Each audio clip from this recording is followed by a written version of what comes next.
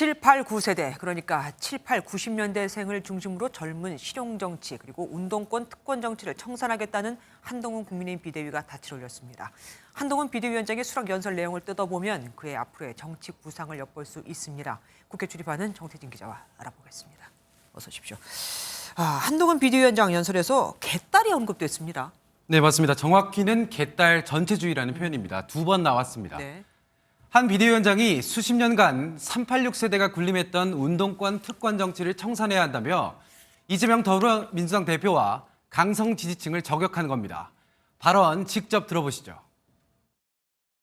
이재명 대표의 민주당이 운동권 특권 세력과 개딸 전체주의 세력과 결탁해서 자기가 살기 위해서 나라 망치는 것 막아야 합니다. 이어서 상대 당대표가 일주일에 4번씩 형사 재판을 받는데도 국민의힘이 왜 압도하지 못하는지 반성하자며 이 대표를 작심 비판하기도 했습니다. 그러니까 이재명 대표가 처해 있는 사법 리스크를 우회해서 비판하면서도 자성의 목소리를 내자 이거군요. 예상했던 것보다 민주당 그리고 이재명 대표에 대한 언급이 꽤 많았어요. 네, 그렇습니다. 12분가량의 연설에선 한 비대위원장이 이임사에서 언급한 동료 시민은 10번 나왔는데요. 이재명 대표는 6번, 민주당 7번, 운동권이 7번 언급됐습니다. 상당한 비중입니다. 내년 총선까지 4개월도 채 남지 않은 상황에서 선거 구도를 반 이재명 대 보수층의 결집으로 설정하려는 의도 아니냐 이런 해석 나오고 있습니다. 네.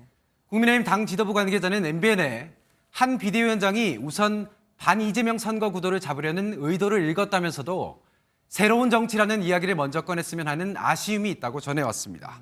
그리고 한 비대위원장 선당 후사를 안 해도 된다고 했습니다. 어떤 맥락에서 나온 말이죠? 한 비대위원장이 국민을 강조하는 과정에서 나온 발언입니다. 정치인은 국민의 공복이니 누구에게든 더 잘해야 한다며 당보다 국민이 우선이라 거듭 강조한 겁니다. 선당 후사라는 말 많이 하지만 저는 선당 후사는 안 해도 된다고 생각합니다. 대신 선민 후사해야 합니다. 분명히 다짐합시다.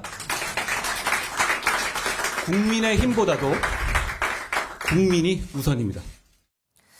앞서 잠깐 언급을 해드렸지만 이준석 전 대표가 예정대로 내일 탈당을 하지 않겠습니까? 한동훈 비대위원장이 이준석 전 대표를 만나서 설득하거나 다시 돌아오게 그럴 가능성은 없을까요? 그래서 저희 취재진이 한동훈 비대위원장에 직접 물어봤습니다. 네. 한 위원장은 다양한 생각을 가진 분들과 진영과 상관없이 만나겠다면서도 이렇게 답했습니다. 우리 당은 자유민주주의 정당이고 다양한 생각을 가진 많은 분들이 모일수록 강해집니다. 그렇지만 지금 단계에서 어떤 특정한 분들을 전제로 해가지고 어떤 계획을 갖고 있지는 않습니다. 현재까지 이 전 대표의 만남을 구체화한 건 아니라고 볼 수 있겠습니다. 그리고 또 만나도 시기가 이미 늦었다. 그리고 이 전 대표가 응하지 않을 것 같다는 말도 나옵니다. 우선 이 전 대표 측은 MBN과의 통화에서 한 비대위원장으로부터 만나자고 제안한 건 없다고 밝혔습니다. 또 한 비대위원장은 김기현 전 대표보다 신뢰관계가 없다. 편하게 이야기할 수 있는 사람이 없는 상황이라고 말했습니다. 그러면서도 만남 제안이 있을 시엔 거절하지는 않겠다 이런 의사 내비쳤습니다.